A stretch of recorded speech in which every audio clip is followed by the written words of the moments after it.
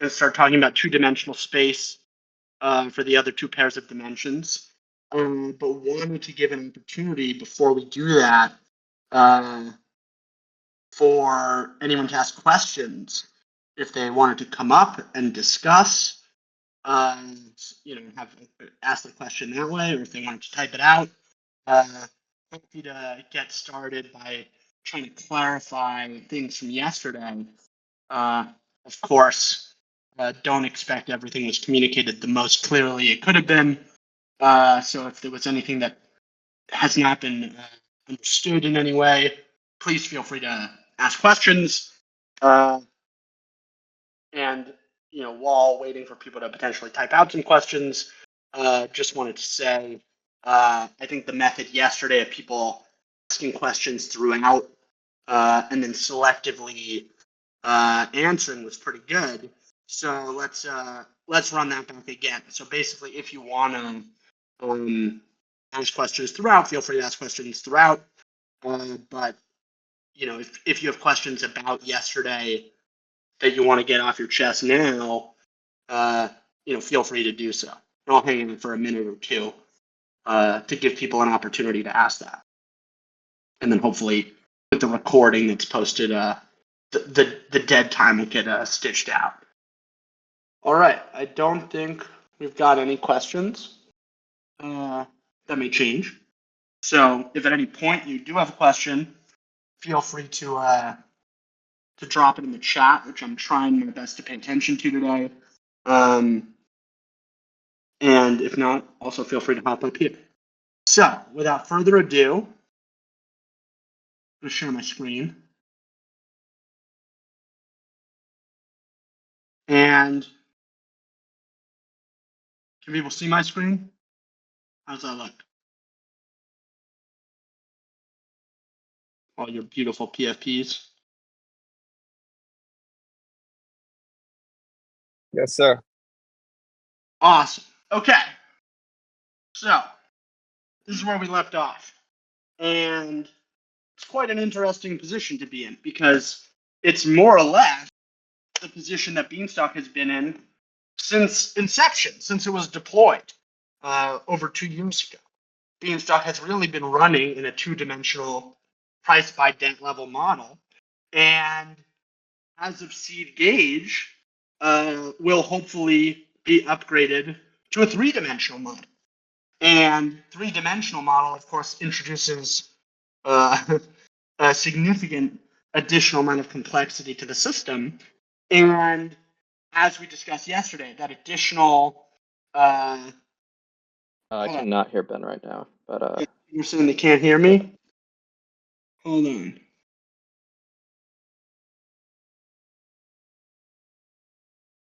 All right, I'm going to continue. I'll assume it's on Guy's end. So anyway, the new axis that we were discussing yesterday is the liquidity to supply ratio, which is representative of the liquidity level of Beanstalk. So when Beanstalk is now evaluating its position, direction, and acceleration, it is not only considering price and debt level, there's also a question of liquidity to supply ratio. And following sort of the trajectory of our inquiry from yesterday, where we started in one dimension and built up to two dimensions in terms of debt, price times debt level, we're going to continue working in two dimensions and look at price times L2SR and then debt level times L2SR. And only then will we try to think about things as a whole, because understanding the interplay with each of the pairs of dimensions is going to come in handy when we start to think more abstractly in three dimensions, which operates in four-dimensional space, which is very difficult to visualize. So the point is having a strong understanding and intuition for what's going on for two-dimensional pairs in three-dimensional space is really essential for being able to think in higher dimensions, which Beanstalk is now operating. So let's start with price times L2SR. And we're going to ask the same questions that we asked yesterday with respect to price times debt level, which is how does price act differently upon itself at various L2SR? How does the L2SR act differently upon itself at various prices? What is the shape and scale of the two-dimensional space price times L2SR? And given the shape and scale of the two-dimensional space price times L2SR, what can Beanstalk infer about its state in terms of derivatives of position, direction, acceleration, etc.? So, first, how does price act differently upon itself at various L2SR? Let's just think about it intuitively. At higher liquidity levels, price is going to be a lot less reflexive. For a given amount of beans bought or sold, if there's more liquidity, the price is going to move much less when there's high liquidity versus when there's low liquidity. So this one's pretty easy to understand because intuitively the volatility or the volatility of price is directly correlated with liquidity. So that one is pretty straightforward. Now, if we think about the price axis, which was already a very reflexive looking or upside down parabola, upside down bowl, if we continue with the metaphor from yesterday, how does L2SR actually stretch or compress the axis? Well, at high liquidity rates, it's going to be less reflexive. So it's a little bit less force on both sides of V prime, whereas at very low liquidity levels, the reflexivity of price is going to be experienced even more so than it is at a more neutral L2SR. So our initial inquiry of price, which showed that it was highly reflexive, happened at a neutral L2SR, didn't factor in L2SR at all. But when we factor in a low L2SR, that basically makes it so that the reflexivity is magnified dramatically. And this is what the same thing looks like now, sort of stretched out into space, which given the exercise that we did yesterday, perhaps this is helpful to start to visualize the effect that the L2SR has on P. So like what is the price dimension look like that we're going to stitch together with the L2SR dimension? So that's what that starts to look like, or how you can start to think about that.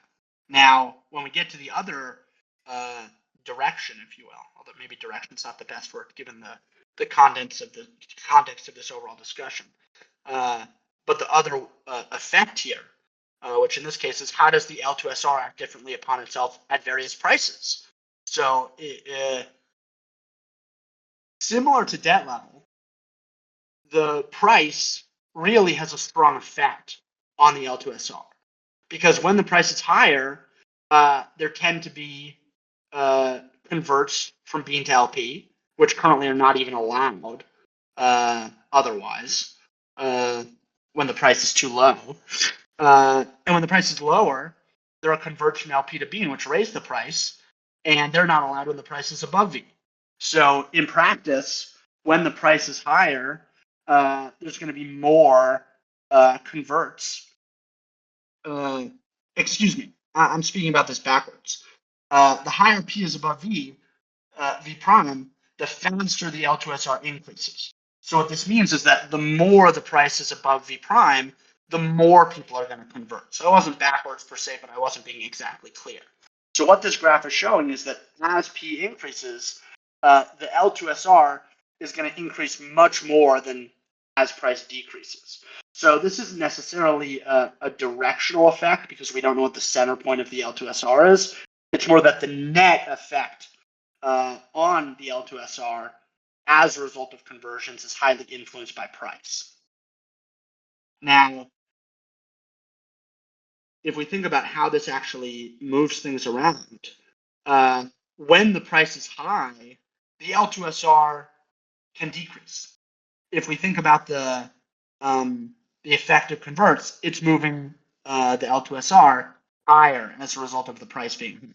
So that's why you see this red line being angled such that if the position of Beanstalk were up here and you had a high price, you'd expect it to roll down this line to a higher L2SR. Whereas at a lower price, the L2SR is probably is experiencing more net effect upward. And so you'd expect the L2SR to come down. And that is reflected here in this purple line. Now, the important thing to understand here is and this is sort of the tricky thing to make sure that I'm wording properly, but I want to be as clear as possible, is that what we're trying to understand here is what is the effect of price on the L2SR. But in particular, we're trying to understand just the L2SR and the different L2SR shapes at different prices, if that makes sense. So one way that you could interpret this is, well, all of the L2SRs are flat. But in practice, if we actually think about when you have a higher L2SR, when you have a higher price, there is actually a force being introduced on the L2SR that wasn't there at a neutral price. That wasn't there when you're not considering in converts, right? The L2SR we were talking about yesterday doesn't really have a natural effect on itself. But once you factor in price, it starts to, because of the nature of converts. Because converts are biased in a certain direction, that's where this the tilting comes from of the L2SR. So with all this in mind, if we sort of represent this in space, a space of L2SR and price, this is what the shape actually looks like. And you can sort of imagine, and we'll see how this works when we try to combine them. But if you put something at a high price, it's going to roll down here. And it may also roll down this way, because at each point here, you could sort of imagine a line coming down this way, or here it's higher and it's getting progressively lower. So this is exactly now the question that we're going to try to answer. How do we stitch together these two spaces? What is the shape and scale of the two-dimensional space, price and L2SR? So here we have what does price look like at different L2SR. And here we have what does the L2SR look like at different prices. And we're now going to try to stitch them together in a similar way to how we stitch together price and debt level, where we have to turn ones that the axes match. Now here we have in this corner low L2SR. Here we have high L2SR, here, high L2SR, and low P, high P, high P. So this now matches up. So now what we're going to try to do is create some sort of two-dimensional shape. I'm giving it away a little bit. Two-dimensional shape that factors in both this reflexivity around V that is a core component of price, and then reflexivity on both sides, with, as I was discussing earlier, this natural tendency downward in terms of price here, and also downward in terms of, or upwards in terms of L2SR, excuse me.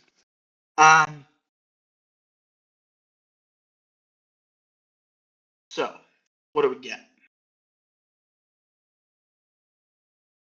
This is the best approximation that I could draw myself.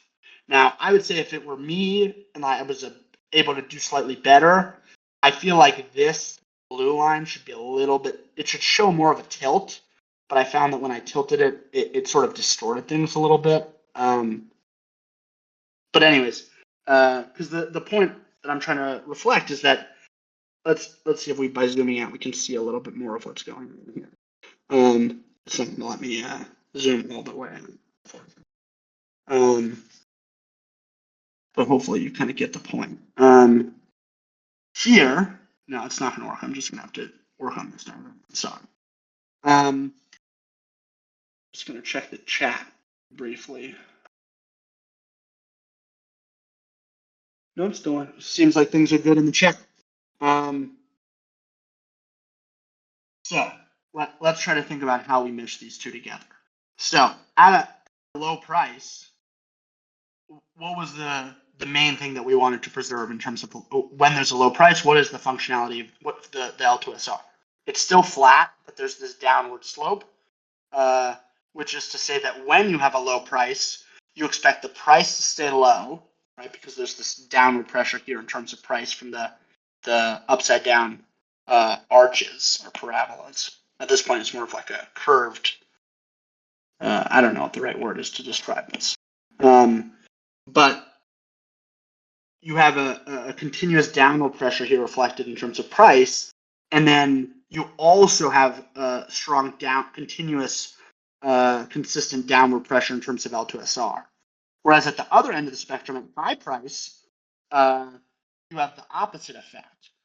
You have a high, when you're at a high price, there's still a tendency towards a higher price. You can see that this sort of still curves down in a similar way to mirror this curvature, although it's obviously harder to see on that other side. But you can tell that it's still there. And then in addition to being reflexive on price, you also have this component reflected that the L2SR is going to increase at higher prices. And it's shown to have consistent force in that direction. So we can sort of create the shape between the low P, the high P, you get these straight lines. We understand that there needs to be general reflexivity in terms of price, and that the reflexivity has to be directly over V prime. So that's why you have this sort of the maximum point is still at V prime, and we know that the L2SR is still straight here. So you have a flat, non-sloping straight line here to represent the L2SR dimension at a neutral P. We understand obviously the low P and the high P, and from there we can sort of derive more or less what the curves are. And then this was my problem with drawing this, was that it was hard for me to, if I would fill in the blue and the orange lines where they were supposed to be on the graph, it didn't look as good as if you just sort of free-handed it. So there's something to be said for perhaps drawing all this stuff by hand. This is not the most efficient or optimal way to do it, but it was the best. It was the best that I could do. I didn't. I'm open to people throwing things out for future work, but I didn't have an access to any sort of like multi-dimensional graphing tool that I felt really was going to make this task more efficient. But maybe people in the community know that stuff. So before we get to the two-dimensional, let's just think about what this all means, right? So there is two holes again, in a way, in this shape, similar to the price by debt level.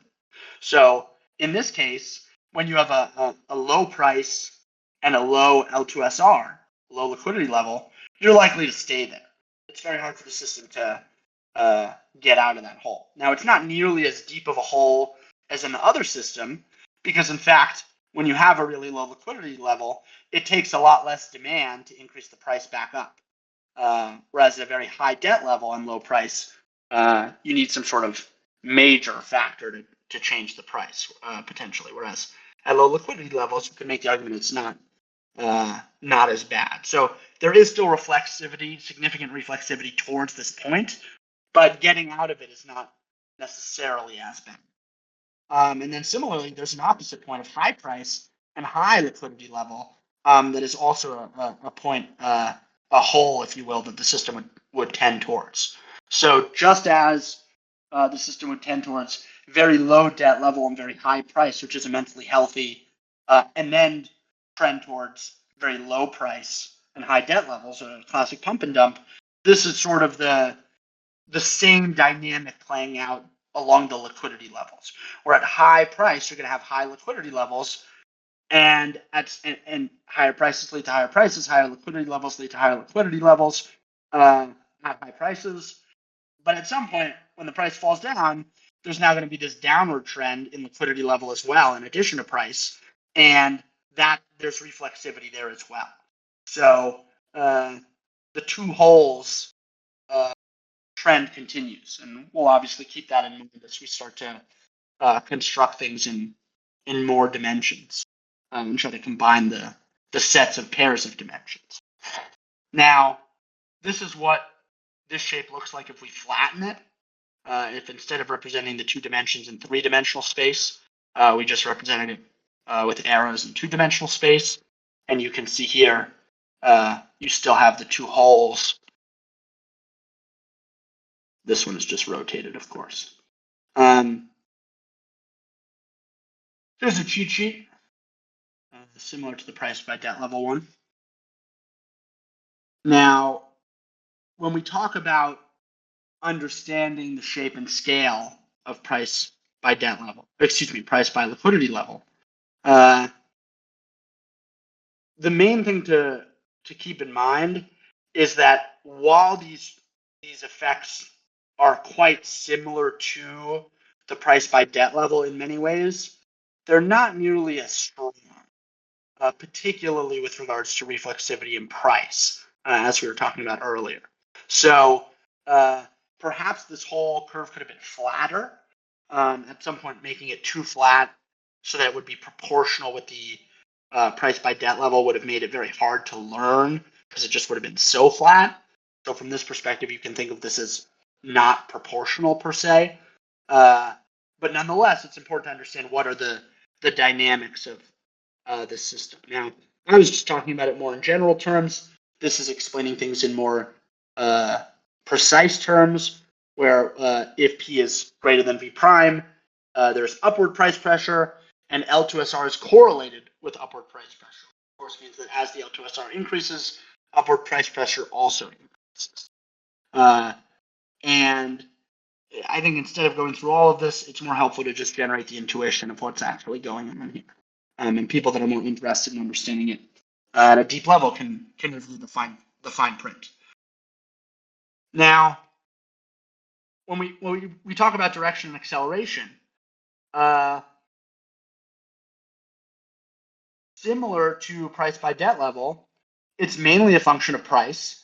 When the price is higher than V prime, the direction and natural acceleration is towards high P, high LSR, high L2SR. I'm really stumbling on my words today. And second, it's also when P is less than V prime, the direction and acceleration is towards low P and low L2SR. So it's very similar in that sense that the price and the direction are naturally heading and accelerating towards 2 points that are opposite in the space, and which point they're heading towards is a function of P exclusively. So there's a lot of similarity between the two relationships. The only real difference is the scale and the direction, because of course at a high price, the debt level tends to decrease, whereas at a high price, the L2SR tends to increase. But they're very similar. Now, before we get to the three-axis system, let's first complete the loop, complete the pairs, and talk about debt level and L2SR.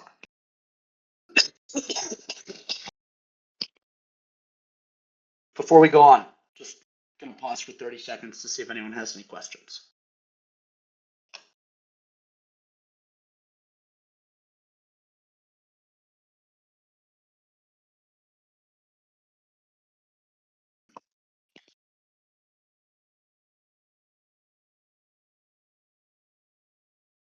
All right. Let's complete the trifecta. So, given the shape and scale of each axis, what can Beanstalk infer about the state of Beanstalk in terms of derivatives of position in 2 dimensions, the last two being debt level and L2SR? The last pair of 2, I should say. 1, A, how does debt level act differently upon itself at various L2SR? B, how does L2SR act differently upon itself at various debt level? C, what is the shape and scale of the 2-dimensional space, debt level times L2SR? Excuse me. Excuse me again. D, given the shape and scale of the 2-dimensional space, debt level times L2SR, what can Beanstalk infer about its state in terms of derivatives of position, i.e. direction and acceleration?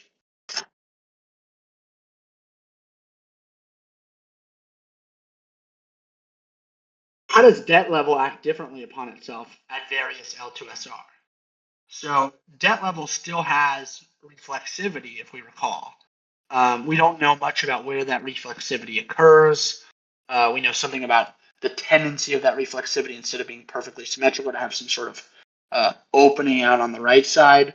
But the question is, at various liquidity levels, what happens to that curve? Similar to price, it gets heightened and it gets flattened. And so at low liquidity levels, the debt level can increase or decrease much faster because well, I don't know if I like this reasoning that's given here. This says, as L2SR decreases, the debt level becomes more reflexive due to increased conversions, preventing the need to issue as much soil for a given outflow. No, I think that's just a typo. So let's start on the former case, and then we'll work to that. So it says, as when we're talking about as L2SR increases, as L2SR increases, the debt level becomes less reflexive due to increased conversions, preventing the need to issue as many beans for a given inflow. So what this is saying is that at higher liquidity levels, the debt level changes not as much because Beanstalk can do a better job of peg maintenance via conversions, and therefore needs to mint less and needs to issue less debt, which seems pretty reasonable to me. And then I think this is just a typo because it seems I was just moving too fast and I did a quick switch. Beans for soil and inflow for outflow. But the basic idea and what this should say is that as the L2SR decreases, debt level becomes more reflexive because there are less conversions. Instead of decreased conversions, this should say, instead of increased, this should say decreased conversions. So now that looks correct to me. And instead of preventing, this should say creating more need. All right, iterating in real time. We'll send out an updated version of this to the Discord shortly after this is done. But now that we fixed that, hopefully it's clear. Maybe just to restate it one more time. At lower liquidity levels, there's less conversions happening, so there's more debt issuance and more minting happening to affect peg maintenance. Whereas at higher liquidity levels, there's less minting and debt issuance that's necessary to maintain a similar amount of peg maintenance. Now, in terms of the flattening and the heightening, it's a similar effect as what happened with price. Right, low liquidity levels, there's more reflexivity, so there's a heightening, and at high liquidity levels, it's much flatter. Put out into two-dimensional space. This is what it looks like. Now, the effect of debt level on L2SR. How does the L2SR act differently upon itself at different debt levels? So we still have the flat L2SR, but again, now maybe there's going to be some sort of slope depending on the relationship between debt level and L2SR. And at higher debt levels, it's a lot easier for the L2SR to decrease, and it's a lot harder for the L2SR to increase because there is so much debt. So the fact that there's so much debt, the debt is constantly being paid back. If it's being paid back, it's getting sold potentially, and that dampens into liquidity. People are exiting when their debt gets paid back, when their pods are harvesting, when their fertilizer, when their fertilizer is yielding sprouts. Their sprouts are, I don't even know the word for sprouts. The sprouts are, maybe someone help me on the chat. They're rinsable. Yeah. Who came up with that name? That's not intuitive at all. I take blame for that bad name. Rinsable sprouts. That's, jeez. Yeah, we need something more intuitive on that. Anyways, I get why people are saying, yeah, this isn't intuitive. That one's not good. We digress. But we're having fun here. So anyways, at higher debt levels, there's more things being sold. There's more exits occurring, and the exit takes with it liquidity. Whereas at lower debt levels, there's less exiting happening. It's more likely that the debt that is being paid back is being paid back more quickly, and so people are perhaps more likely to reinvest. So at lower debt levels, there's going to be a much easier time for the L2SR to increase, and it's going to be harder for it to decrease compared to at a higher debt level. And I see JDP saying it should be germinating. I think germinating is already being used by Breen in an upcoming update. I'll let him address that as he wants to.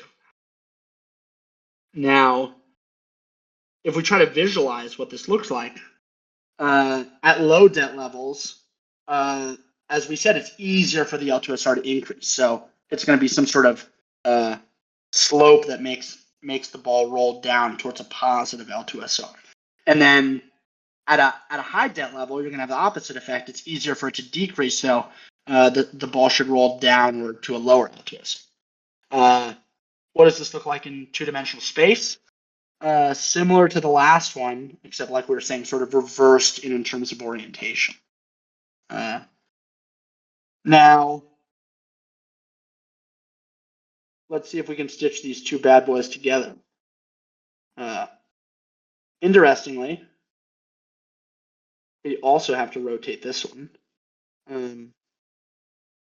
I think I had to redo most of the charts to make it so that there was only one rotation. I think naturally I did it backwards. That was my natural intuition, but then through sort of rejiggering things, you could still make it one rotation away,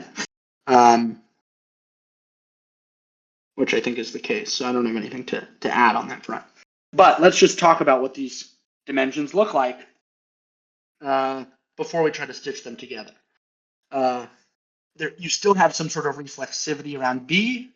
You still have this longer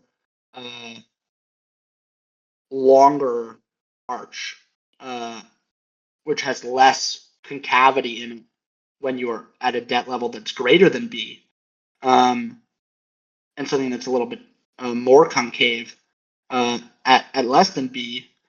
And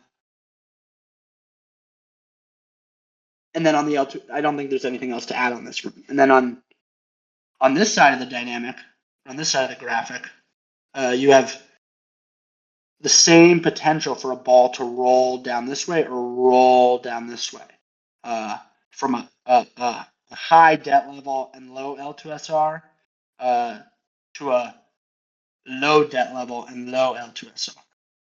Or you have a high L2SR and low debt level, and that could potentially go down to a high L2SR and a low debt level. Excuse me, it could go from a very low debt level to a very high at a high L2SR. Sorry, I'm a little sloppy today, folks. Jury duty, I guess, didn't prime me properly for this class, so I apologize. I'm stumbling a little bit. Now, when we stitch this together, we get a similar shape to the last one, but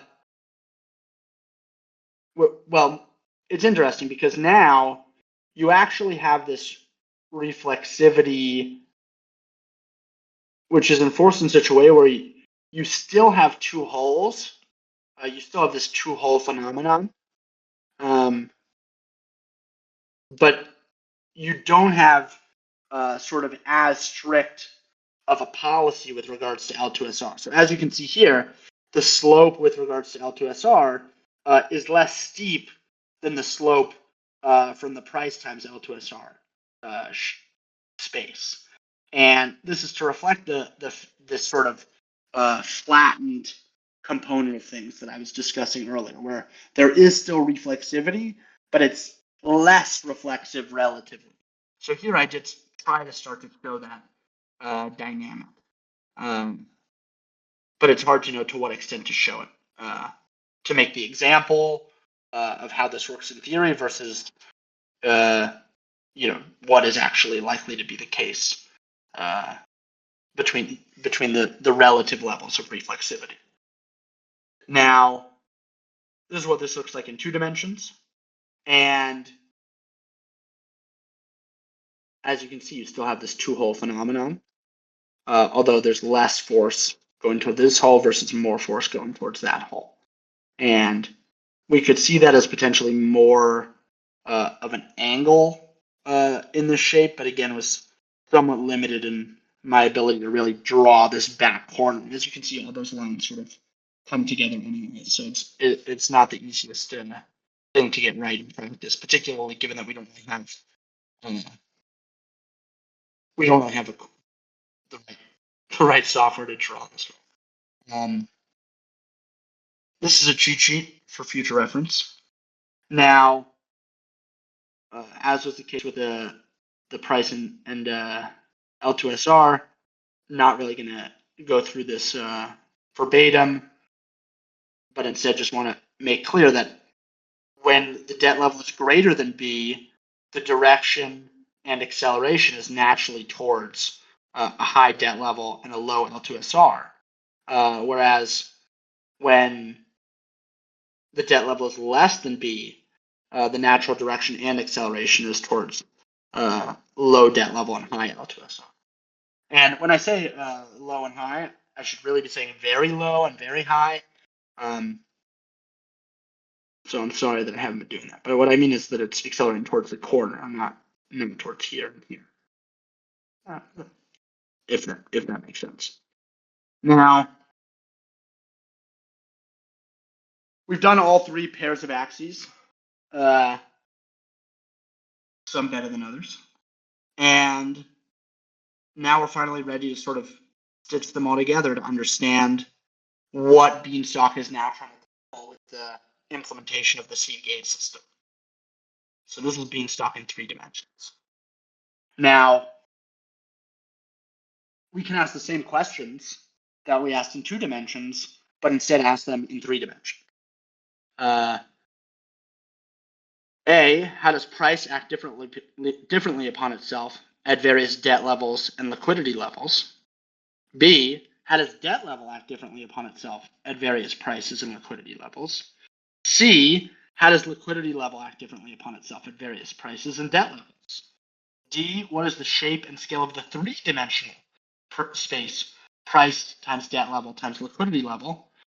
And E, given the shape scale of the 3-dimensional space, price times debt level times liquidity level, what can Beanstalk infer about its state in terms of derivatives of position, like direction and acceleration?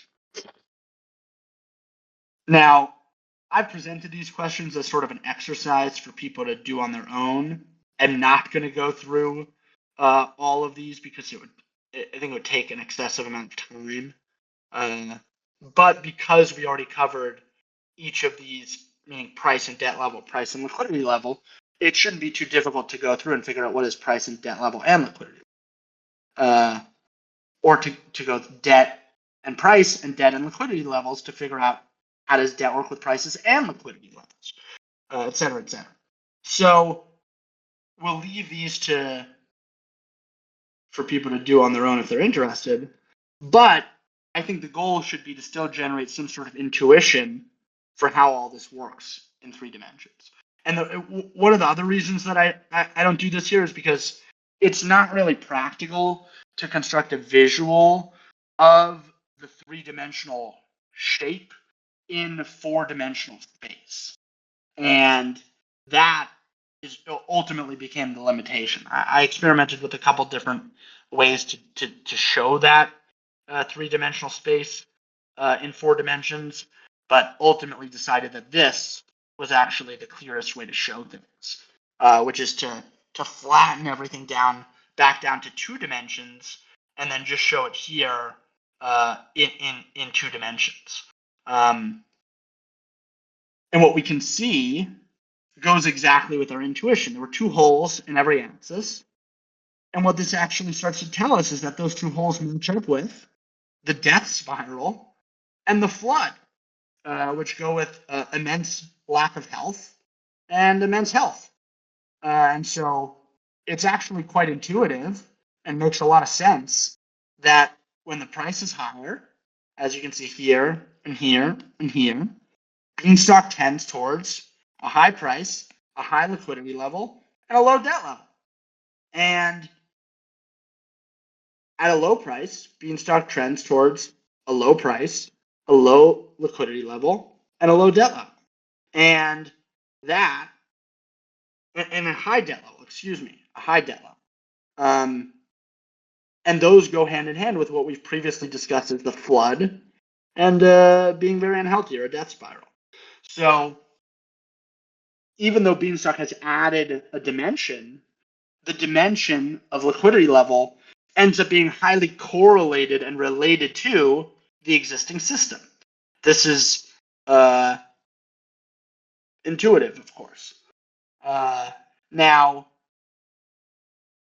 a couple things are clear, or maybe not clear, but a couple things are suggested by this diagram. The first is, should the flood depend on the L2SR in addition to price and debt level? And probably so. If there's a high price and a low debt level, the system is over here, but it actually has a pretty bad L2SR. Does the system really want to flood, or would it rather wait to flood for the liquidity level to increase before flooding, right? So there's clearly an indication here that the liquidity level should also be factored into the flood design. And another thing that's suggested by this study is that the flood trigger with regards to debt level should probably be a custom parameter. Meaning right now the debt level uses DR lower, DR star, and DR upper to set the temperature, which does classify whether the debt level is very low, low, high, or very high.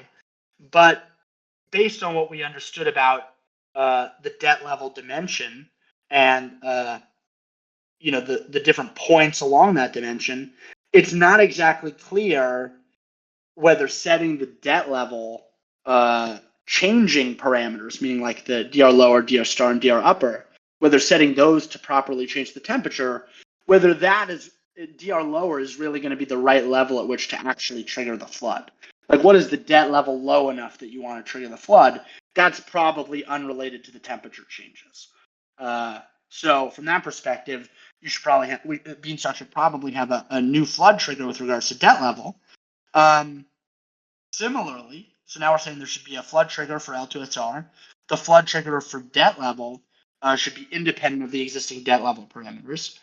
And for price, the price trigger should probably also be, instead of just V, it should probably be something different. You could say maybe it should just be Q, but it's probably better to set it equal to something different than Q, even if in practice it should be equal to Q. I don't know why this is B, capital B. That's pretty funky. You can change that here.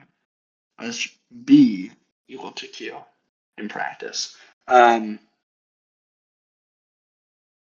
So we digress. So new trigger for price, new trigger for debt level, new trigger for liquidity level, all three. That's what's suggested at first glance. But if we digress, let's just think about one more time. And I think, it's only so easy to visualize the space with me talking, but just spend the time and think about, like, at any of these positions in space, what would happen to Beanstalk naturally, and whether it makes sense with your intuition. Now, it may seem like Beanstalk is always accelerating towards either Jubilee or a death spiral, either towards flood or a death spiral. And I would say, saying Jubilee and flood are the same is probably not fair. The flood is named flood because it's a bit dangerous when the system gets so hot that it needs a flood, and there's danger associated with a flood. So calling it Jubilee is maybe not the best term, but things are either accelerating towards being very healthy or dying. Is the natural tendency of things as we learned based on this study of state space. And while this is true, and it's quite scary, we can learn more about what's going on by querying more information about Beanstalk. So the analysis thus far has only been in terms of thinking about the state space, thinking about the axes on which to analyze Beanstalk's position, direction, and acceleration, and what those axes look like. But we haven't actually read, other than in theory, Beanstalk will read values to determine its price, direction, and its price, debt level, and liquidity level. Beanstalk hasn't actually read any other information about what's going on in Beanstalk other than price, debt level, and liquidity level. So perhaps through measuring more information, Beanstalk can gain some sort of additional information or color on what is happening with Beanstalk with regards to its natural acceleration. So naturally, it's always accelerating into one of the two corners, but now through reading market data, through reading the current state with more than just the base indicators of position, can Beanstalk learn a bit about what's going on in terms of practice. Now, hold on, I don't know if I like these slides. Hold on.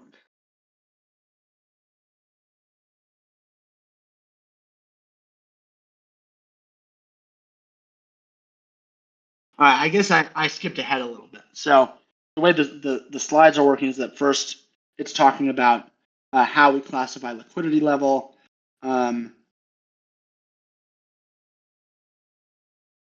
Maybe I'll come back to that.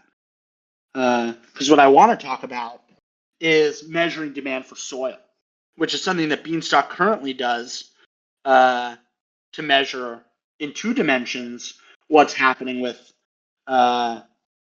its natural acceleration towards one of the 2 holes, where in the 2-dimensional model, Beanstalk has some natural direction and acceleration, either towards the interesting thing is that the current model measures things in terms of ideal equilibrium. It doesn't really measure things in terms of the 2 holes, although that's to some extent what the context in which we've been speaking about things. Beanstalk's current model references things in terms of ideal equilibrium.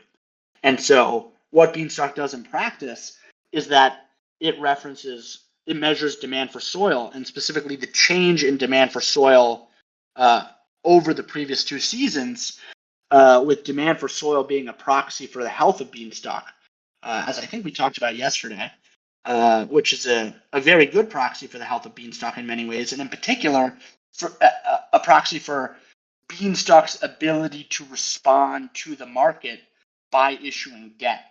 It's a measure of Beanstalk's ability to actually apply force to the market through the field. Now, the natural thought would be, Beanstalk should use a similar metric for liquidity level to try to measure the Beanstalk's ability to affect liquidity level or to affect peg maintenance in its position through some sort of equivalent to the issuance of debt. Now, the natural suggestion would be demand for conversions. And in the current seed gauge system, which is going live, only demand for soil is being considered.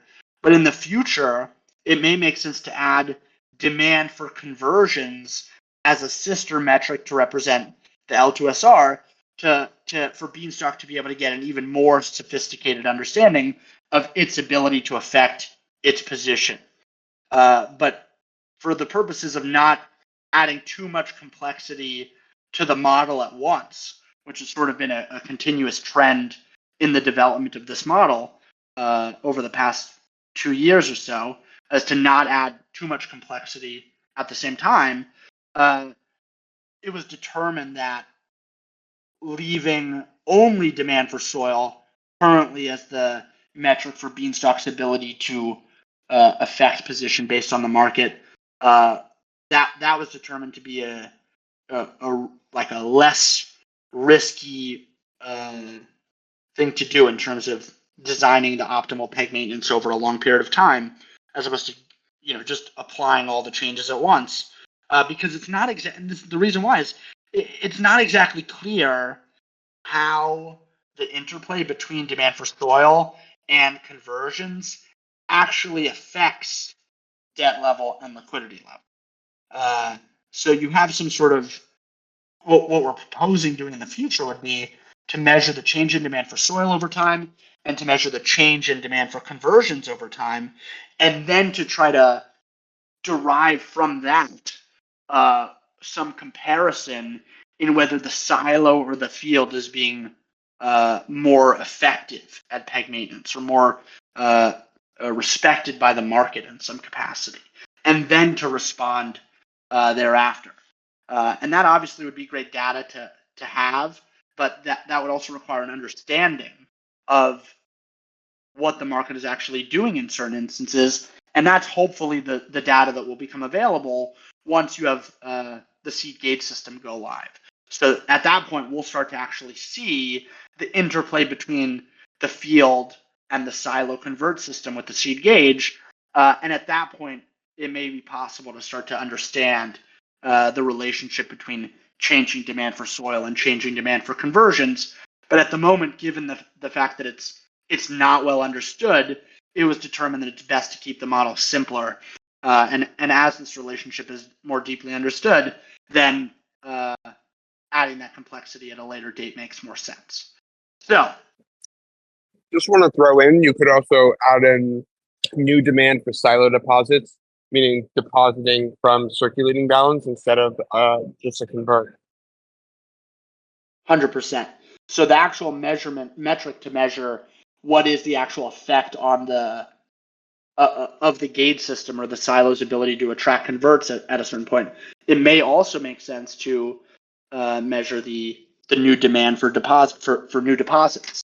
Thank you, Brendan. So this is a very sophisticated, maybe not sophisticated. It's a complicated component of Beanstalk, and like the interplay between demand for soil and demand for the silo. And therefore, we think it's best to have more time to see how the system plays out with the silo, the new silo mechanism in place. And as discussed yesterday, this really does feel like a major increase in the overall sophistication of the Beanstalk pig maintenance system and a major improvement, hopefully.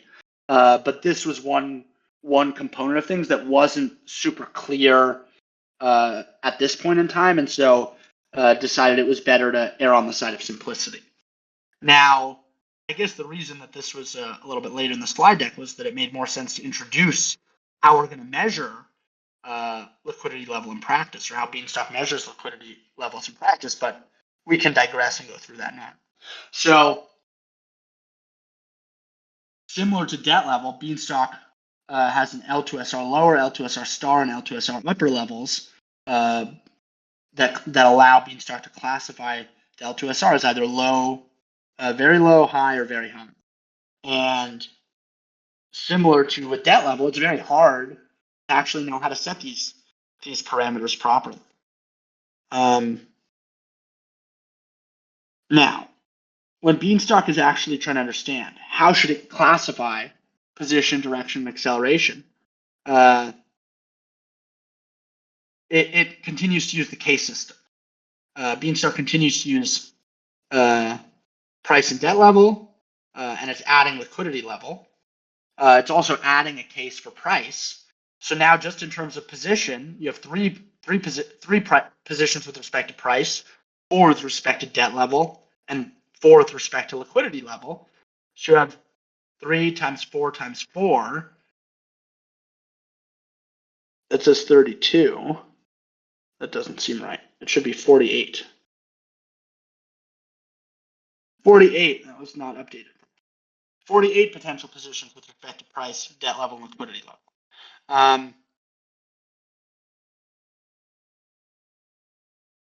Ideal equilibrium, whereas in 2 dimensions it was price is equal to V and debt level is dr star. Here, similarly, it's price is equal to V, debt level is dr star, and liquidity level is L2SR star. So that's the optimal point for Beanstalk to be at. But in this case, ideal equilibrium is the state where price is regularly oscillating across V, the debt level is dr star, the liquidity level is L2SR star, and demand for soil is steady. Now, in the future, if we add, if Beanstalk adds some sort of measure for change in demand for the silo over time, Beanstalk would also need that to be steady to remain in ideal equilibrium. Now, Beanstalk continues to be classified as either moving away from or towards ideal equilibrium, and it has done so primarily with respect to debt level. And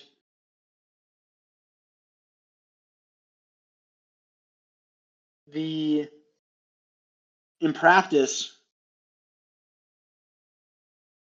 I think this is also a typo. Sorry for so many typos.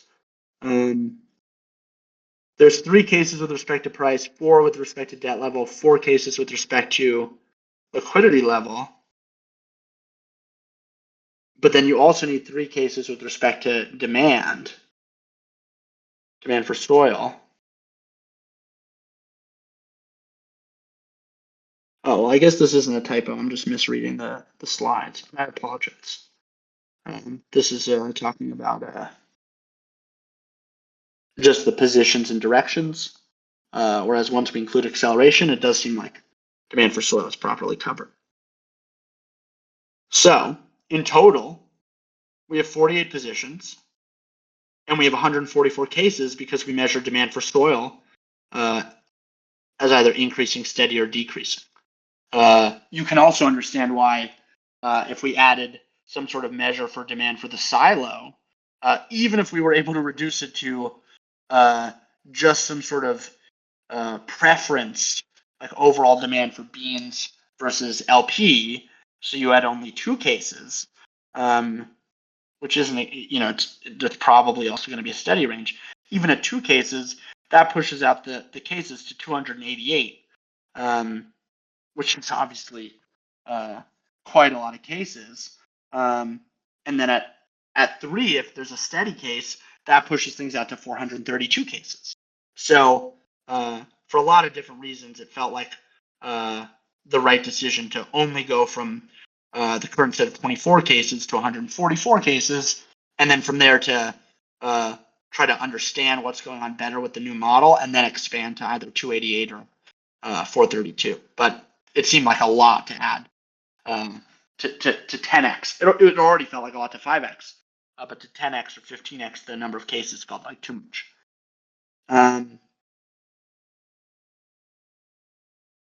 Now, because we've answered all the questions with regards to being able to classify state, now, just as we did with regards to the current peg maintenance model, let's talk about how Beanstalk should respond to its state at the beginning of each season in an attempt to return to its ideal state in 3 dimensions. Key questions. What is the natural flow of state given the current position? 2, what tools does Beanstalk have available to perform peg maintenance? 3, how do these tools affect Beanstalk's position along various axes? And 4, how should Beanstalk use these tools in practice? So let's start with natural flow. We looked at a natural flow diagram yesterday for price and debt level. This is the price times L2SR natural flow, which you can see when the price is low, the natural flow of the L2SR is lower. And when the price is high, the natural flow of the L2SR, oh, that's actually wrong. Yeah, this looks like it's wrong. I'm gonna put a big, this should be, I think, more. Yeah, at higher prices, this should be more increasing, like in that direction a little bit.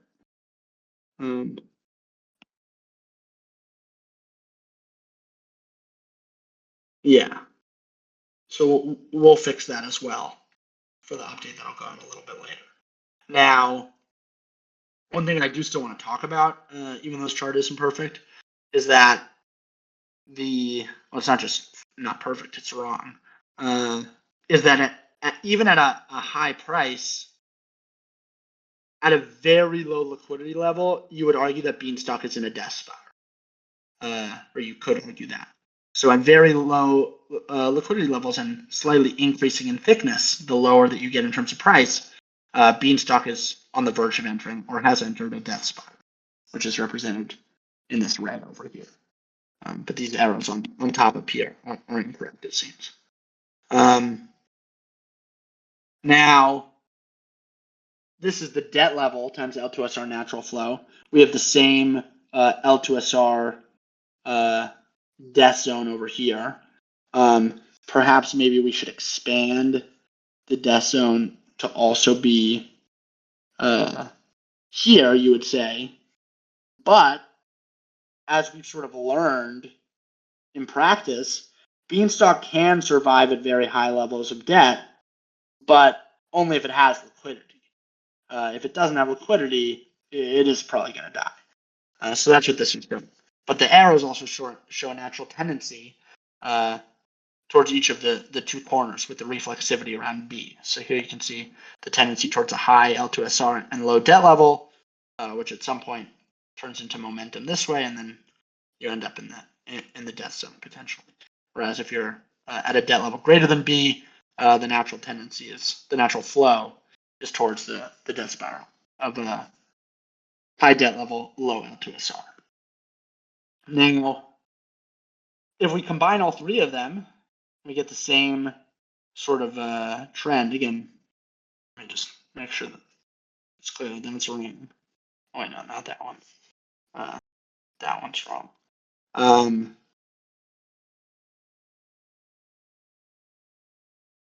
You can see that the natural flow is either into the death spiral or it's what would be the flood over here. And which is very consistent with the spaces that we were looking at. This is just another way to think about things. So given that this is what's happening to Beanstalk, what should Beanstalk do? Enter the seed gauge.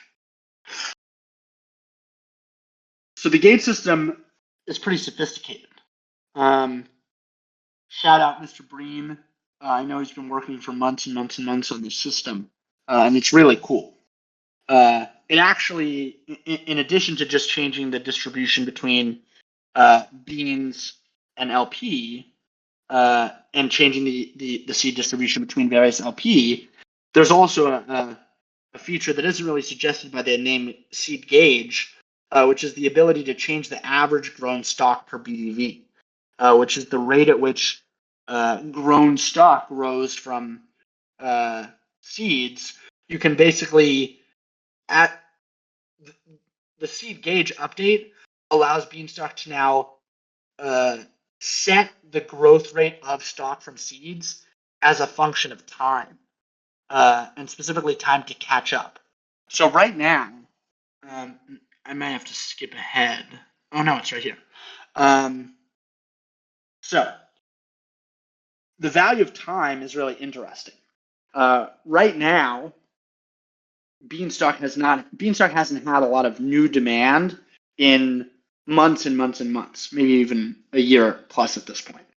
And therefore, all of the existing deposits in the silo have a lot of grown stock, which means that they have a lot of opportunity cost for withdrawing, but they also have a major benefit over new depositors.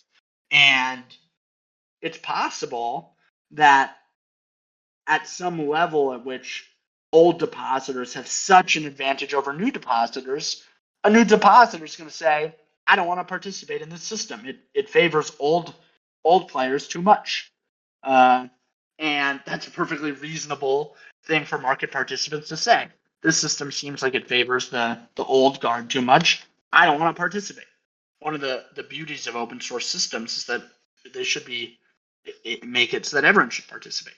And in particular, when you think about the game theory of a system like Beanstalk, if the old deposits are being favored so much so that it's discouraging new depositors, that's almost certainly not optimal from Beanstalk's perspective. So on the one hand, Beanstalk certainly wants to maintain both the opportunity cost that is being realized in the form of the grown stock that's been grown over the past year plus. It wants to retain that while also potentially making it such that it is able to limit the advantage that the old depositors have over the new depositors. And in short, changing the amount of grown stock that grows, changing the number of seeds in the silo per BDV changes the amount of grown stock that grows every season, which changes the amount of time it takes for new depositors to catch up to old depositors. And so in practice, by changing the average seeds per BDV, the system can change the relationship between old depositors and new depositors in terms of the advantage that the old depositors have without necessarily hurting the opportunity cost that is keeping those older depositors in the system. Now, this is a very tricky thing because if the system is set such that, it only takes 2 days to catch up to the average, and the average depositor is 4 years old, well, if you can get 4 years old deposits in 2 days of being in the silo, then there's not really any opportunity cost for staying in the silo, even if you've been there for 4 years. If there's a better yield opportunity there elsewhere, you're probably going to withdraw from the system, go take that yield opportunity, and then maybe come back when Beanstalk's yield opportunity improves. So the main purpose of the stock system would be compromised if this relationship is moved too far favoring the new depositors. But of course, as we just discussed, too much favoring old depositors is also not healthy. So the gate system introduces a new peg maintenance parameter, which basically is the value of time in the silo. And through toggling the average seeds per BDV, or the average grown stock per BDV, which is sort of a proxy for it. I like to talk in terms of grown stock per BDV typically, but that's just my preference. Beanstalk is now going to be able to toggle this relationship arbitrarily. Now, as we'll talk about later, the initial update merely introduces the ability to toggle it, to set this parameter to something and then sets it, but some sort of automation that would autonomously change this relationship, the favoritism between older depositors and newer depositors over time, that's something that we also felt would be much better off being implemented in the future or even the distant future after there's a lot more data into how Beanstalk responds with the new peg maintenance mechanism that really does involve the silo directly. But that's an underrated feature of the seed gauge system, in my opinion, that I haven't seen much conversation happen. So we digress, and the other two tools available to Beanstalk are, of course, the LP and bean seed distribution to toggle that, which is the main peg maintenance tool, and the LP seed distribution, which is not really a primary peg maintenance tool because converting from Bean ETH to Bean USDC doesn't change the position of Beanstalk at that moment. So when it comes to overall peg maintenance, Beanstalk's really going to focus on the LP versus Bean seed distribution. When it comes to the LP gate system, that can sort of be evaluated in and of itself in its own right independently. And then we have this new parameter, average grown stock per BDV, which, as discussed, is a very exciting feature or a very exciting tool that Beanstalk has available, but it's quite unclear how it should use that tool. But the first use of the tool is to make it so that this the multi-year accumulation of seeds since Beanstalk hasn't grown, or the year plus accumulation of grown stock from seeds from Beanstalk by older depositors, that's probably currently giving too much preference to the older depositors. So it's currently going to be proposed to be set to lower that preference to some extent. Now,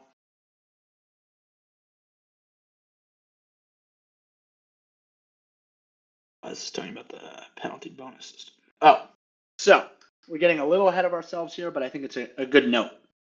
The generalized convert, which is the thing that will, the other major BIP that will hopefully be discussed in class either today or tomorrow, it allows Beanstalk to offer incentives that are realized immediately.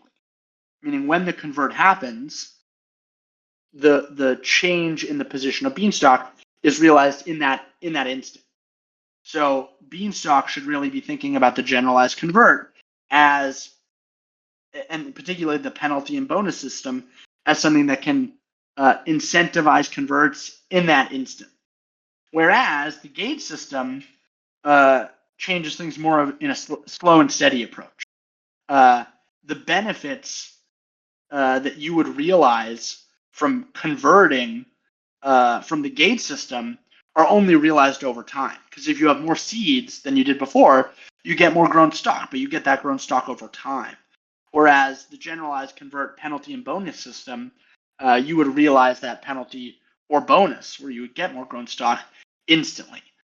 So now, with the introduction of convert in addition to the seed gauge, Beanstalk has sort of a complete, if you will, peg maintenance system with regards to the silo, in the sense that it can affect things both over time and instantly, which I think is a very interesting angle to things. But just throwing that out there as sort of a preface to when we get to the generalized convert system. Now,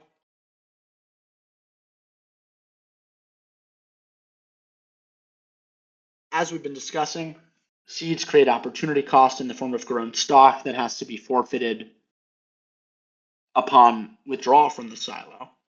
And so in practice, the real key component that Beanstalk is doing here is using the opportunity cost that comes from seeds in a couple different ways.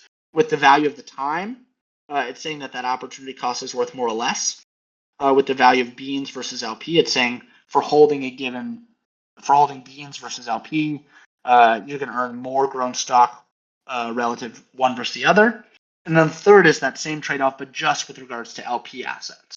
And the reason to really bifurcate the bean versus LP and the various LP is, again, the bean versus LP conversions affect the peg maintenance, whereas the LP conversions only affect the LP distribution. They don't affect peg maintenance directly, at least.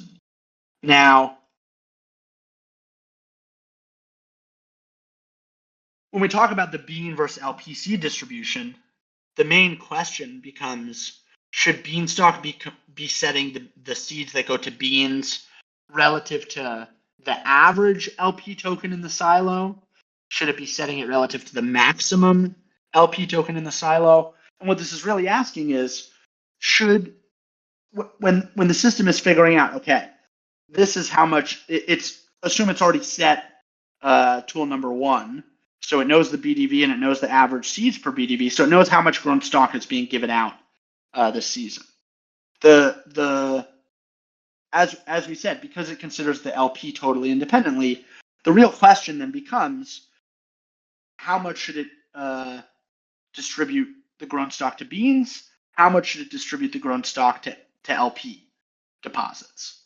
And in particular, should it make this comparison of beans versus LP and compare how much are beans getting per BDV with the max LP, the LP that is highest in the LP gauge system, or should it consider the median, maybe the average? Which LP should it factor into when it's comparing beans versus LP? Now, there is a natural limit, which Beanstalk is currently at in terms of unripe assets, where Beanstalk doesn't really ever want to have more seeds for beans than LP, in the sense that there's a problem if Beanstalk is not willing to pay more for liquidity than it is for beans. The liquidity is what keeps the beans healthy. So if Beanstalk is prioritizing the beans over the thing that keeps the beans healthy, that's a perverse incentive structure. So there's a natural limit where Beanstalk should never be favoring beans over all the LP tokens. You can't say that beans shouldn't be favored over some LP tokens. There's probably some LP tokens that will get approved, whitelisted for deposit in the silo in the future that are probably, shit coins, to put it nicely. And therefore, it makes perfect sense for Beanstalk to prioritize holding beans in the silo over holding a bean shitcoin pair. Meaning Beanstalk would rather not hold the shitcoin exposure. But when it comes to blue chip liquidity, like ETH, for example, it's very clear that Beanstalk should never be preferring bean deposits over bean ETH deposits. And therefore, there's a natural limit around the maximum LP. So the bean distribution should never be more than the max LP token. Harry says, speaking of shitcoins, why is Root Wallet buying Pepe? You got to ask the Root guys. I'm not a shitcoiner myself per se. So you got to ask those more acquainted. I grew up with a nose problem. I had to have surgery to open up my sinuses. I couldn't smell until I was like 16, 17. So, smelling shitcoins is not really my expertise, if you will. We digress. So what I was trying to build up to is that because you have this natural limit where Beanstalk never wants to be prioritizing holding beans over every LP token, it makes sense to make this comparison in terms of the maximum LP. So whatever the LP gauge system is doing, there's some preferred LP token that has the most gauge points. Beanstalk will never distribute more grown stock per BD than to that maximum LP in that season. Of course, that maximum LP could change and likely will change regularly once the LP gauge system is live and working. But that rule will never change. Beanstalk will never, according to how the seed gauge system is set up, will never issue more grown stock per BDV to beans than all LP tokens. There will always be some LP token that at worst is set equal to the bean distribution. And I think we were talking about this a little bit yesterday, similar to because there's a minimum ratio, which is 1-to-1, it also makes sense for there to be a maximum ratio. What is the maximum ratio between the maximum LP and beans? So Beanstalk is still gonna encourage holding deposited beans in the silo. There's just a minimum. Now there's a maximum and a minimum ratio between which the system is going to set that. And basically, the way that the seed gauge system works is that it converts. It changes the gauge points, the seed gauge points, between I think it's 0 and 100, where 0 is correlated to the maximum LP distribution possible, which would be the minimum bean distribution possible, and 100 is for 1. Maybe it's not 0 to 100. Maybe it's 0 to 1. Probably 0 to 1. 1 is correlated to the maximum bean exposure, which would be this 1-to-1 minimum. So 1 is 1-to-1. That's a pretty good way to think about it. Yeah, that's what this says here. 0 max allocation to LP, and 1 is the max allocation to bean. It was on the slide. I should have just read the slide. And then the LP gauge system is very interesting. It works similar to the other gauge system, the main gauge system, except instead of just beans and LP, it's multi-dimensional. It's as many LPs as there are in the gauge. So for each of those LP, it has to determine the optimal BDV distribution, and then it has to determine how much to adjust the LP gauge points that LP received to try to move it towards the optimal distribution. Now, currently, setting that optimal BDV distribution is not done autonomously. It's done via BIP. So the DAO has to decide this is the optimal allocation. In the future, you can imagine some sort of like portfolio management system being used to autonomously adjust the optimal portfolio, but it seems really complicated to get right. In fact, I think creating the proper system that encourages the right game theory here to for the DAO to set the optimal LP distribution, that I think is probably the hardest outstanding open question with regards to Beanstalk at this point. It's very hard. I don't have a lot to say on that front at the moment. It's very, very tricky to know how the system is supposed to do that properly. So right now it's just manually set and forget type of thing. And then in terms of the adjustment to the LP gauge points, we'll talk about how this works a little bit in practice. But in the implementation, basically each asset in the gauge has a function that evaluates its position relative to the optimal and determines how many points to change its distribution by. So it's all pretty intuitive. And we'll talk about how it works a little bit later in practice. So now that we understand we have these tools, how do these tools affect Beanstalk's position along the various axes in theory? As we said before, changing the seed distribution is the only one that actually affects Beanstalk's overall state. The others are secondary tools, if you will, that don't affect Beanstalk's overall state, at least directly in the moment. Also, as a design principle, similar to the correlation between price and debt level, anytime there's a conversion from Bean to LP, Beanstalk reallocates liquidity along an AMM downward such that the attempts to decrease price through conversions are always coupled with an increase in liquidity level at the margin. Meaning for a given marginal supply curve of beans, you're basically going to have more liquidity as a result of the downward conversion because the bean price is going to be lower, so you're going to have less supply realized, less beans being sold. So there's going to be more liquidity retained by the system overall at the margin. And it works the other way as well. So when you have conversions from LP to Bean, Beanstalk is reallocating liquidity on the AMM, and over time they both say increase in liquidity level. There's a lot of typos in this thing, man. Who wrote this thing? I gotta go give myself a good talking to. The second one should say decrease. Great. So when there's a conversion from LP to Bean, there's similarly a decrease in liquidity level over time.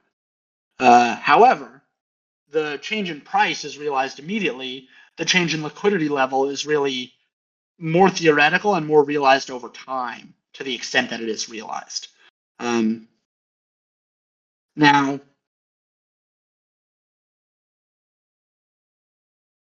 Beanstalk can always attempt to increase the price, and decrease L2SR through the incentivization of converts from LP to Bean. And it can also always try to decrease price and increase L2SR through the incentivization of converts from Bean to LP. So it now has, across the price and L2SR dynamic, it now has a way to move in both directions. Increasing the distribution of seeds to beans over LP means Beanstalk is willing to incentivize the conversion from LP to Bean more, and increasing the distribution of seeds to LP over beans means Beanstalk is willing to incentivize the conversions less, from Bean to LP less, and from LP to Bean more. See this? Yeah, this is cool.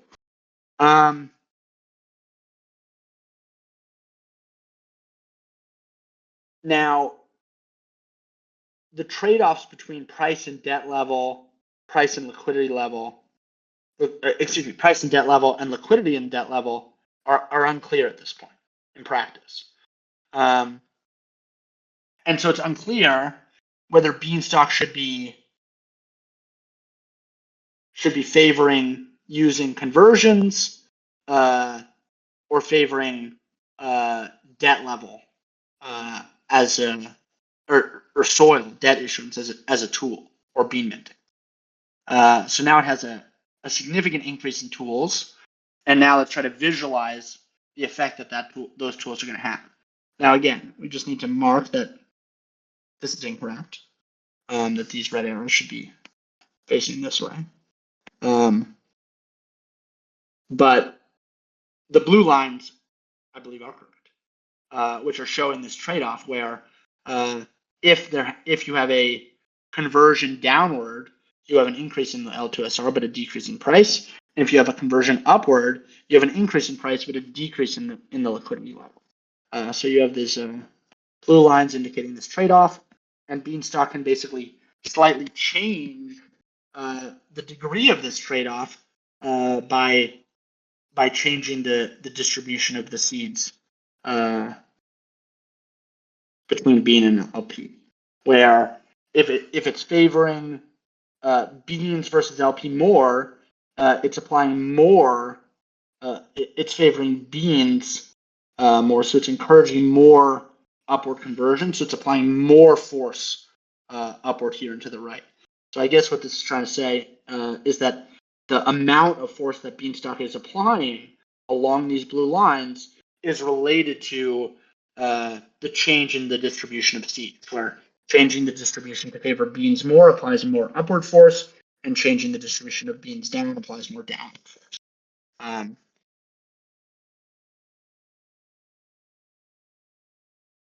With debt level and liquidity level, we have to consider all of the different tools that Beanstalk has. So this is where things really start to come together. When you mint beans, you're applying force downward and to the left because you're paying off debt, but you're also creating more supply, so it's likely going to, excuse me, you're paying off debt, so that's going to come down, but you're also creating more supply, so that's going to decrease the liquidity of supply ratio. When you mint soil, it performs the opposite function. It's force upward along these pink lines. Minting more beans is obviously more downward force. Minting more soil is obviously more upward force. Decreasing the max temperature decreases the slope of the pink lines. So what this means is at higher temperatures, the lines start to look more like this because there's going to be, at higher temperatures, the lines start to look more vertical. So these are both of these are reversed. Because there's going to be more debt issued. And vice versa, of course. Now, changing the distribution of seeds for BDV to more heavily favor beans is applying force down and to the right, because it's likely going to decrease the amount of debt that needs to be issued in a given instance, but it's also going to decrease the liquidity level. Changing the distribution of seeds to more heavily favor LP has the opposite effect. It's probably going to lead to more debt needing to be issued because less people are going to be willing to convert back to beans. And it's also going to lead to an increase in the liquidity level potentially because now more beans are leaving the supply as that debt is being issued. Now,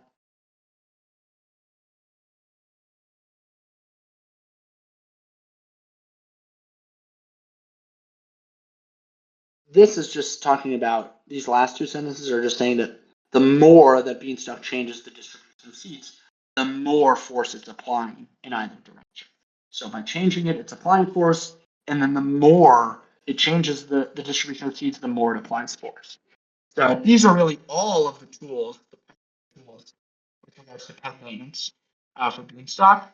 And these are how all of these tools affect this trade-off with regards to debt level and liquidity level, which is, of course, very important to understand in terms of what's actually going on in this new multidimensional space. So now, when we look at the natural flow across all three pairs of dimensions, and we see the trade-offs across all three pairs of dimensions, I'm just going to mark. It's very interesting. Beanstalk actually has a lot of really cool tools available to it to sort of move it throughout space. And very interestingly, each of the tools are sort of perpendicular to, if you will, the area of the death spiral. So Beanstalk can't directly just say, move away from the death spiral. It doesn't have that ability per se. But it can introduce force to move Beanstalk away from the death spiral insofar as it's changing its momentum. It's applying force to, instead of being accelerating directly towards the death spiral, to maybe curve that momentum so that it just continues a nice cycle around ideal equilibrium. And that applies across the board here for all of the different trade-offs. So that does make you think that Beanstalk does have good peg maintenance tools available to it. And Beanstalk is adequately equipped to respond to its position in state. Whatever its position is within the state, Beanstalk does have tools to use. So now that we understand that there are tools,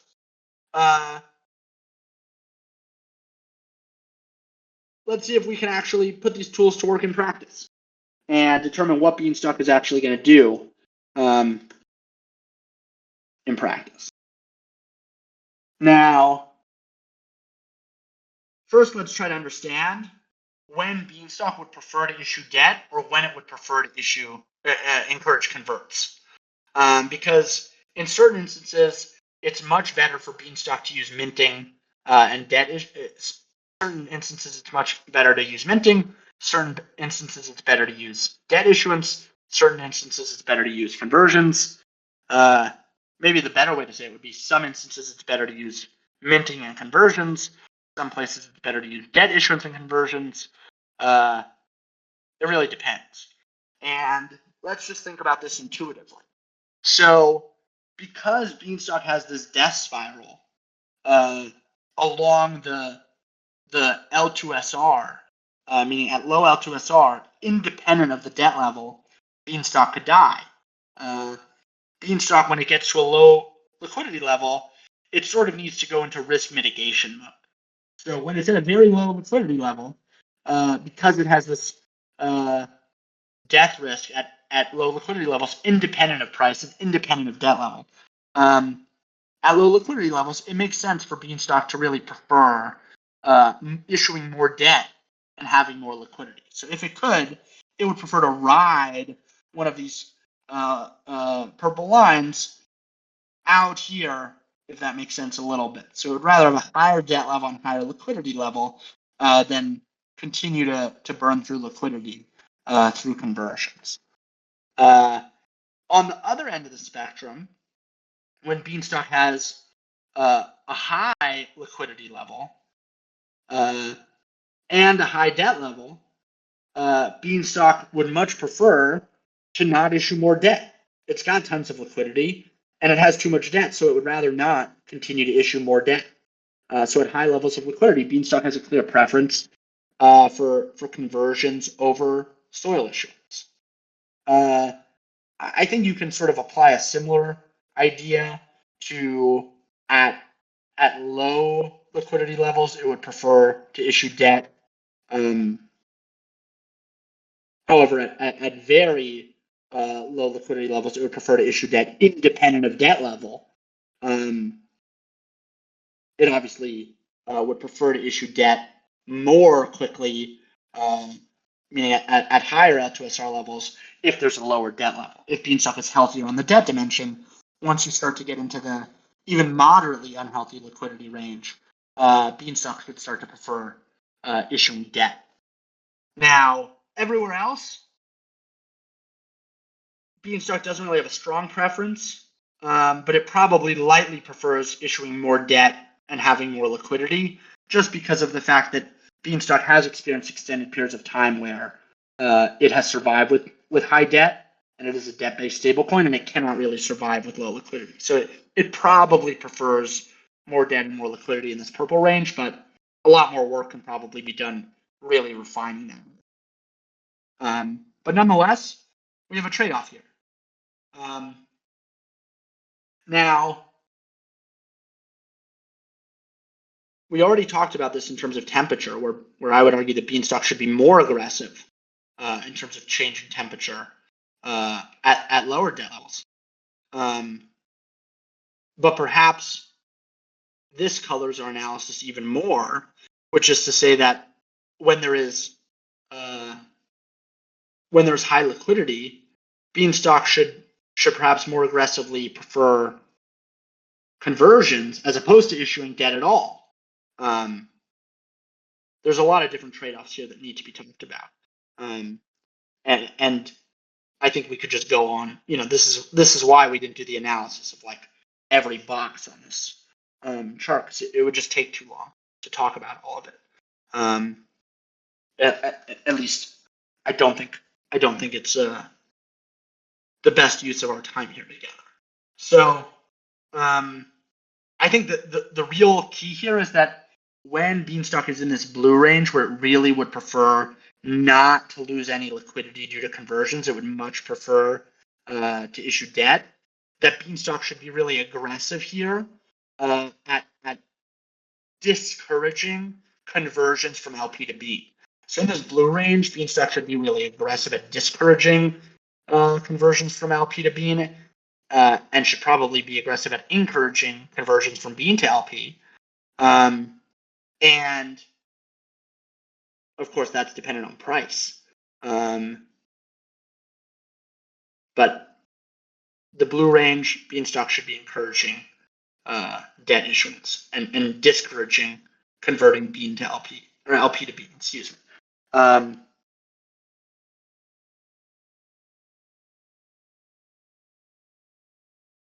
So we have to set some ranges for the L2SR.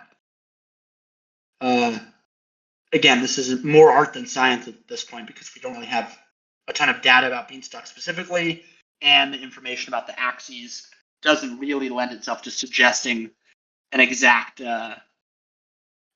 target. Whereas again, P equals a B is quite intuitive. In this case, we propose 12% being set as the lower threshold. So from 0 to 12%, it's considered very low liquidity. From 12 to 40%, it's considered low liquidity. From 40 to 80%, it's considered high liquidity. And greater than 80%, it's considered very high.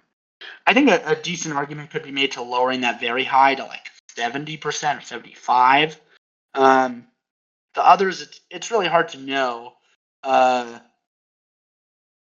what their exact values are, but it seems to be reasonable that 12% is a level by which things are really unhealthily low, and the system should be very aggressive.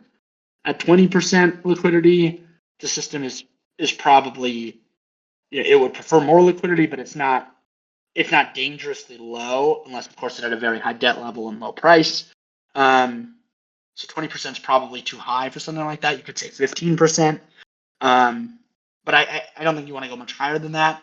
And then on the low end, you could say lower than 12%, but at what point are you just too close to a death spiral and Beanstalk has responded too late? So Beanstalk would probably prefer to be a little aggressive here and set this thing a little bit higher than it should be, at least to start.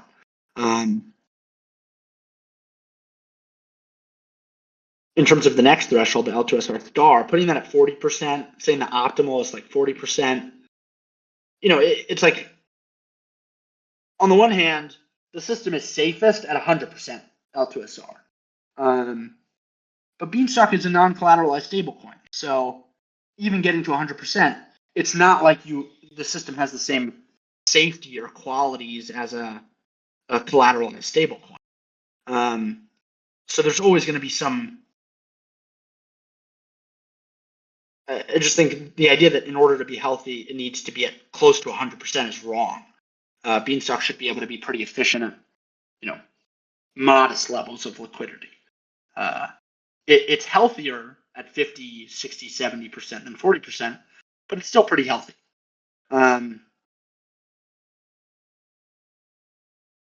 Probably. You can make an argument moving it to like 50%. And again, this is more art than science at this point. This is just using the information that we know about how this stuff works. But there's no real way to like test it and see just yet. So with all of this in mind, what's the new peg maintenance response? The new peg maintenance response after the seed gauge goes live is Beanstalk will mint delta B beans if the time weighted average delta B is positive. It will mint negative delta B soil if the time weighted average delta B is negative, and enough soil to issue at most the amount of pods that it could. Excuse me. It will issue at most the amount of pods. It will issue the most amount of pods that it can without increasing the amount of outstanding pods over the course of the season. If the time weighted average delta B is positive, that's for soil. For maximum temperature, it will continue to change the maximum temperature based on position, direction, and acceleration with regards to ideal equilibrium. No changes have been made under the seed gauge as of now to how the temperature changes, although think that it may make sense to propose those changes in the max temp that were discussed yesterday. Just don't think that those have been included yet. But I think they should probably be included. And then now there's this fourth tool, change the seed distribution between beans and LP tokens based on position, direction, and acceleration with regards to ideal equilibrium. And then there's two secondary new peg maintenance tools, which are to change the average current stock per BDV and to change the seed distribution amongst LP tokens. So a lot going on now after the system goes live. Now, these are the proposed changes to the points in beans and LP. And just want to remind, I guess this was done assuming that it was 0 to 100, now it's 0 to 1. So imagine that there's a decimal in front of all of these. And I'll make a little note that we fixed them. But the idea is, remember, at very low levels, when the value is 0, it's preferring LP tokens to the maximum the system will allow. And at values of 1, it's preferring beans to the maximum the system will allow. So high values, it prefers beans. Low values, it prefers liquidity level, or prefers liquidity, LP. So if this basically, these changes are meant to reflect the trade-off that we learned about here. So it's really going to try to encourage converts in certain instances and really try to discourage converts in other instances. In the blue here, it's really going to try to encourage,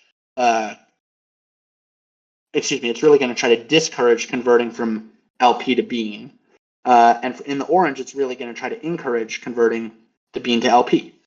Or it's going to some extent, maybe not as much as the preference expressed in the blue, as we'll see. So here we have the blue. And whenever there's a very low L2SR, so this is all of these cases, independent of demand for soil, independent of price, independent of debt level. If there's a low L2SR, which is what we saw right here, the system is going to be very aggressive. And so what it does is it lowers the points by 50, which means in 2 seasons, it would be at the maximum LP distribution. So almost immediately, when the system enters the blue zone, it's going to start to favor LP as aggressively as it can. It's not going to do it in a nuanced fashion. It's sort of like just slamming on the brakes. Now, when we get to low, that was with very low L2SR. When we get to low L2SR, if we recall that diagram from above, At low debt levels, we're still in the blue zone, so it's still going to be minus 50. But at higher debt levels, the system's not going to have as strong of a preference. Then we're in the purple zone. And once we're in the purple zone, I don't know what this is. Oh, that looks like just some leftover nonsense. I'll fix that later.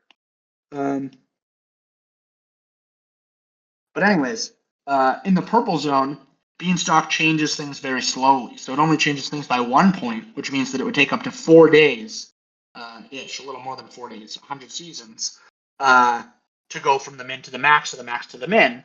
When the price is too high, it lowers the points, meaning it favors Beans more. It favors LP more. And when the price is too low, it favors Beans slightly more. Now, we also have the case here, which hasn't been discussed, when P is greater than V, which is one of the new cases introduced in the seed gauge. When the price is excessively high, Beanstalk really doesn't want any conversions to beans. And it really does want conversions to LP at that point. So when the price is excessively high, way too high, it's above Q, the system is also going to be very aggressive and lower the points by 50, which in 2 seasons will be favoring the max LP. So this is another way that the system responds very aggressively to being above Q, in addition to the flood mechanism. Now, and that policy of when P is greater than Q minus 50, that is going to persist across any L2SR except the very low L2SR. The very low L2SR, even if P is greater than Q, it's still going minus 50. It obviously still would have gone minus 50 because P is greater than Q, but the reason why is really dominated by the low liquidity level, which is why it's indicated in blue as opposed to green, just intuitively. Now, when we get to high L2SR, there's no longer any minus 50s except when P is greater than Q, but there's no blue minus 50s. And now we have, with price being the determinant, we have either -1 or +1, following the same pattern as before. So going to be a small, slight change every season based on price at high L2SR, independent of debt level. And finally, we have the very high cases where we have some purple, but we also have the orange zone, if you'll recall, which is where Beanstalk actually does prefer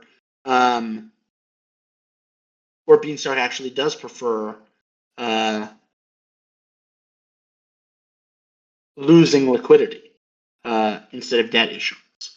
And in that case, Beanstalk is going to increase the points by 2 instead of by 1 when the price is less than 1, which is sort of favoring things towards beans. And then it's only going to decrease things by 1. So it's weighting things a little bit more towards being aggressive, towards encouraging conversions to bean high L2SR, but only slightly. It's not some sort of plus 50, to mirror the very low L2SR. It's a very different situation. You could argue that at very high L2SR and a very high debt level, it would want to be even more aggressive than the high debt level. But as of now, we haven't really added any distinction of high debt level versus very high debt level. But this is really the only place as well that you'll see. Well, I guess you can't say that because you also see the debt level distinguished here at low L2SR. So very high L2SR, you also see the debt level coming into play, but you see price and debt level. So this is how things are set up, or being proposed to be set up under the seed gauge. There's a lot, as you can see here, of future work that has been suggested by this model and by this research. And so I do want to just spend some time talking about what that would look like, what some of this means, or what some of the research worth doing is. So there should be research into the proper ways to estimate A, B, and C in practice. research into the optimal way to set DR lower, DR star, DR upper with regards to A, B, and C. We mentioned those yesterday in 2 dimensions, but that certainly continues in 3 dimensions. Research into proper way to estimate the scale of the L2SR. Directionally, we understand it, but we really don't understand the scale, if you will, the relationship between volatility and L2SR. Research into how to set L2SR lower, L2SR star, L2SR upper. Also very important. I'm just highlighting some typos for myself, but it's incorrect. It's just a typo. The interplay between A, B, and C and the L2SR scale is fascinating and deserves more research. Direction in 3 dimensions. Again, that interplay between debt level and liquidity level is very complicated. Measuring acceleration with regards to price, in addition to L2SR, is very interesting. That's something that we didn't really talk about, but it's worth looking into. Measuring the acceleration with respect to L2SR, that's certainly worth looking into, as we discussed.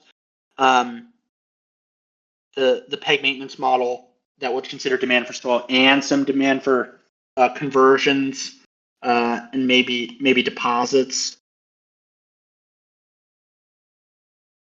That I think is a big future project, but we need more time to see how the current system plays out. Demand for soil is still pretty manipulable in the grand scheme of things.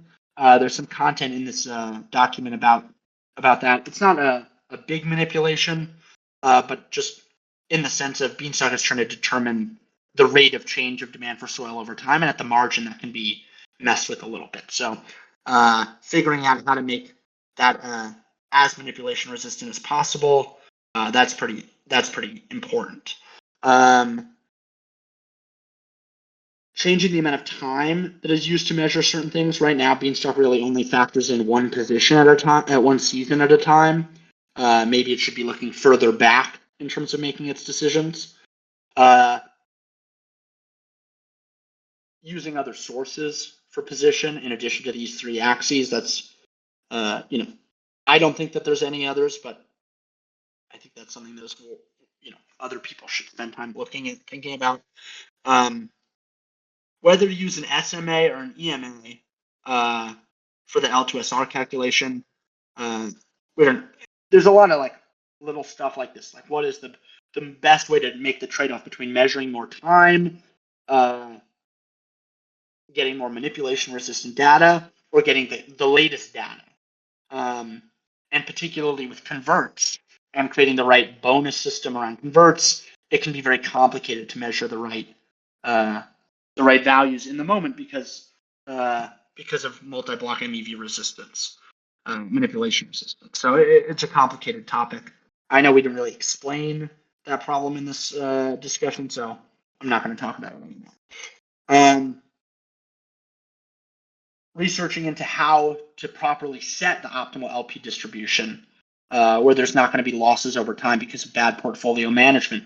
Like I said, that's probably the hardest thing to look into at this point, but certainly worthy of thought and study and research.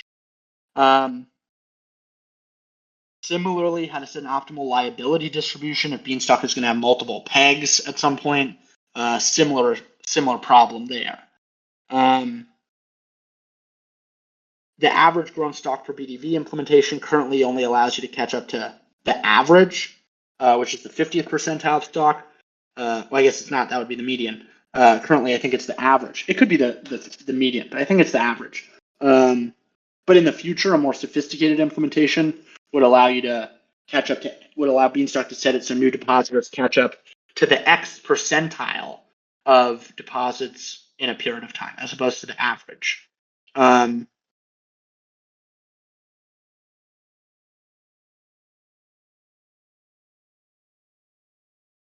then one last thing to talk about is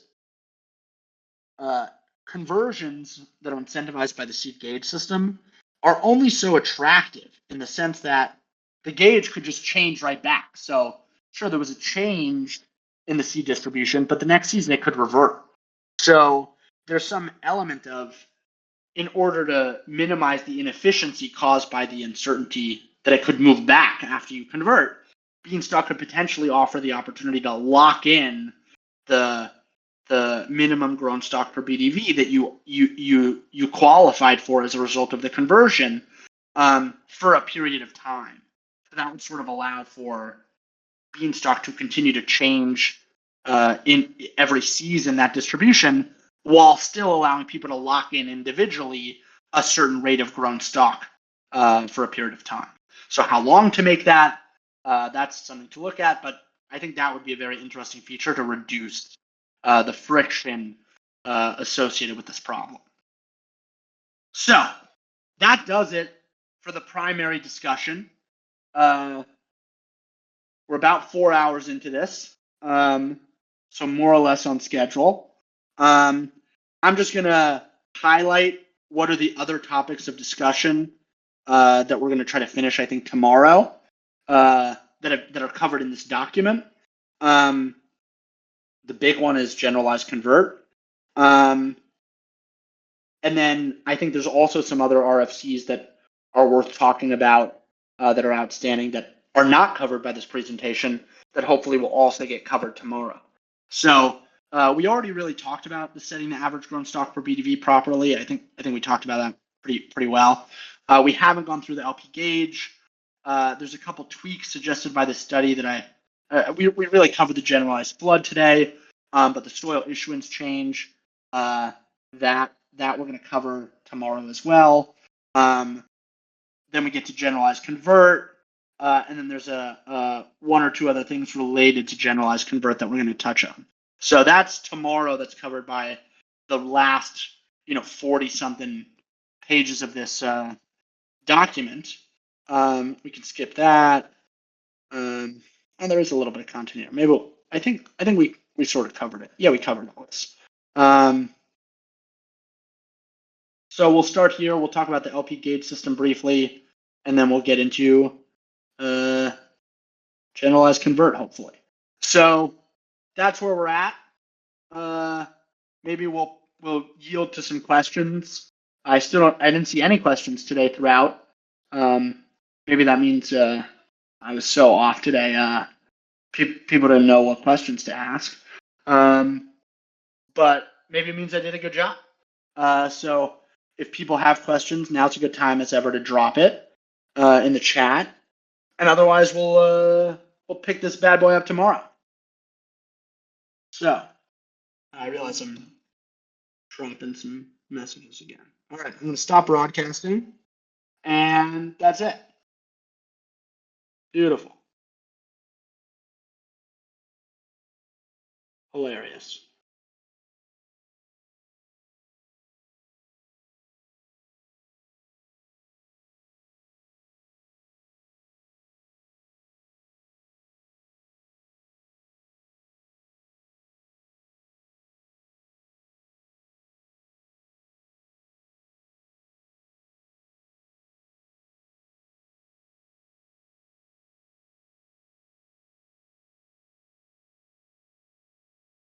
All right, I don't see any questions, although I see Pizza Man typing. Oh, he said, beautiful.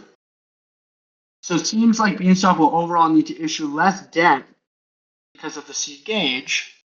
Yes, that is definitely correct. I mean, it's worth saying, at this point, there have been so many upgrades made to Beanstalk to minimize how much debt it needs to issue. There is no chance that, like, Beanstalk, if it were deployed today, or even if it were deployed when it was originally deployed, with the current system, that it would ever come even close to the amount of debt that is currently outstanding. The debt issuance system is dramatically more efficient at this point.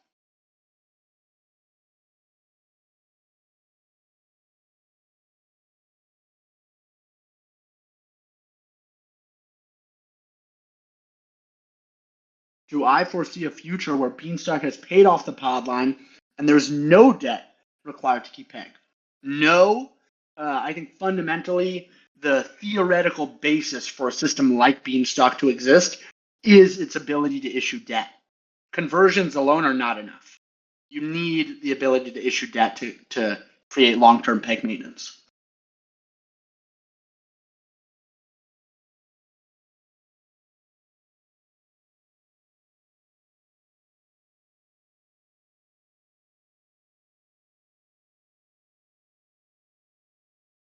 There could be periods of no debt. That is correct.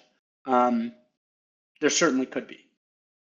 But Beanstalk wants to avoid the length of those periods of time, because imagine Beanstalk has not had any debt for years, and suddenly there's a big debt cycle.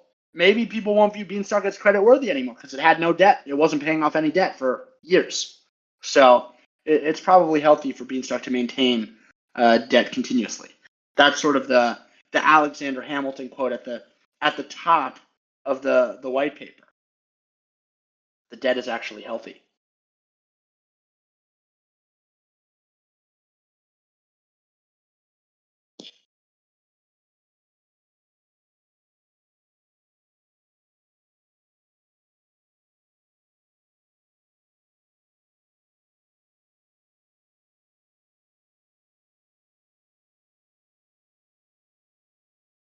The debt is very high now. I do not consider it a healthy level of debt. So you came up here, Mr. Pizza Man. You want to chat? Got something to say? Got a question to ask? No pressure. I just invited you to speak. If you had more to talk about. Not in particular. No, I didn't ask to be invited up, but do appreciate the offer. Looking forward to tomorrow, especially the generalized convert stuff.